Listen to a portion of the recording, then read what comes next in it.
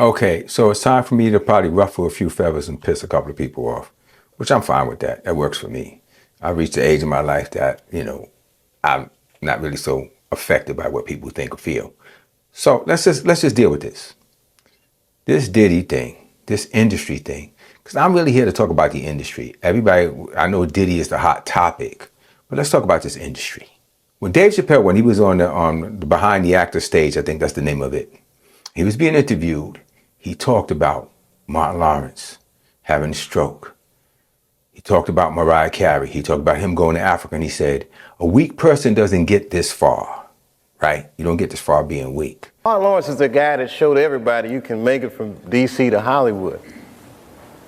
And I had a personal stake in his success. Every time he did something, it made me feel inspired and really good. And he was always real nice to me. He'd sit me down, what's going on with you, baby boy? What? We'd talk about comedy, whatever. And, when we did Blue Streak, we were promoting it, and Martin had a stroke. He almost died. And then after that, I saw him, and I was like, oh my God, Martin, are you okay? And he said, I got the best sleep I ever got in my life. That's how tough he is. So let me ask you this. What is happening in Hollywood that a guy that tough will be on the street waving a gun, screaming, they are trying to kill me? Yeah. What's going on? Why is Dave Chapelle going to Africa? Why does Mariah Carey make a $100 million deal and take her clothes off on TRL? A weak person cannot get to sit here and talk to you. Ain't no weak people talking to you. So what is happening in Hollywood? Nobody knows. So what makes these people lose their minds and go crazy and go running off, and freaking out like this? And when I see some of your comments or some of your statements about him, Diddy being the target right now, and he's a person of color. So of course, the N-word is going to come jump all in, and they can't wait to destroy another N-word. We don't rally behind each other like other cultures and races do, and that's why they get covered as long as they do and get away with as much as they do. And not saying people should get away with stuff, but I'm saying is, I said the same thing about R. Kelly. I said the same thing about Whitney Houston. Who's all these leeches hanging around them that's not stopping them, that's not holding them accountable, that's not saying, hey, this ain't the way to go? Now, people say, I would never do what he did. Well, you would never do what he did because you probably would never get the opportunity to. I had the opportunity to walk away from those kind of parties and things, and I did. And I've been to several parties, but I always left because I knew when the witching hour was. I knew when it got crazy, and I knew what kind of parties I didn't want to go to, so I didn't go, right? And I got respect because I was always the person that tried to be behind the scenes. I was never trying to be up front and be a star and like that and be seen. It wasn't my thing. But let's get off of that. It ain't about me. So Dave Chapelle talked about this. Now, I was looking at some studies that I remembered, and the things the person said they would never do. I would never do that. If it was me, I would never. Okay, I want to talk to you about human nature and what people say they would never do. What I'm going to read to you is something called the Stanford Prison experiment. Now, I knew about this, and I wasn't shocked by it. Now, this was where they got a group of people together that were just like students. Most of them knew each other.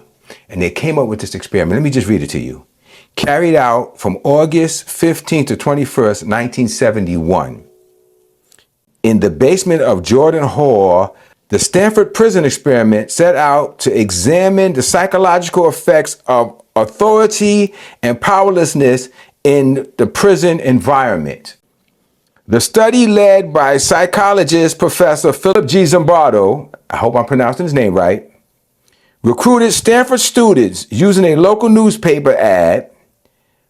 24 students were actually screened and randomly assigned into groups of prisoner and guards. The experiment, which was scheduled to last 1 to 2 weeks, ultimately had to be terminated on the 6th day as the experiment escalated out of hand when prisoners were forced to endure cruel, dehumanizing abuse at the hands of their peers. These are people that went to school with them. And then it says viewer discretion is advised. Now, if you look up that video, they made them do sexual things. They made them do things. In the beginning, people were like, you're not really a cop. I'm not really a prisoner. But by this end of 6 days of giving that kind of power and authority, these people lost their freaking minds and started doing the most heinous things to their own colleagues.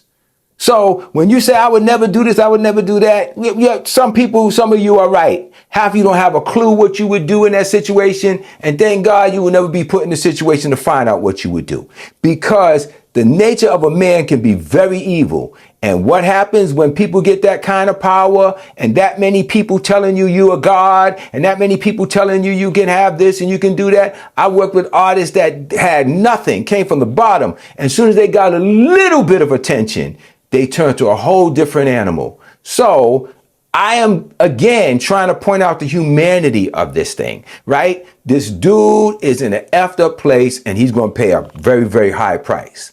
But my concern is the people responsible for helping him get there and the people that are probably still doing it and not doing it as blatant as him or probably as blatant but got the right kind of coverage. I'm going to keep going back to my same statement.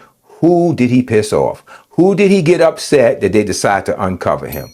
Now, I've heard a few conspiracies, that he went after Chirac and the Chirac people were owned by BlackRock and they had to put the N-word back in its place. And I've heard a few other theories. At the end of the day, you're right. He made the choice. But can you honestly say if you were put in these kind of situations and given this kind of power, you would have been any better, any different? He who thinks he stand, take heed lest he fall, right? It's real easy for you to say what you would and would not do, but you're not there. And that's sad.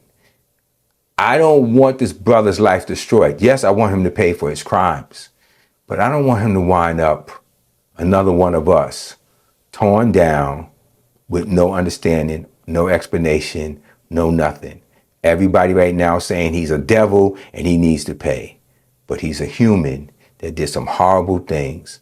And I hope that he can be redeemed, straighten his life out, even if he has to spend the rest of it in jail, repent and come to some real acknowledgement.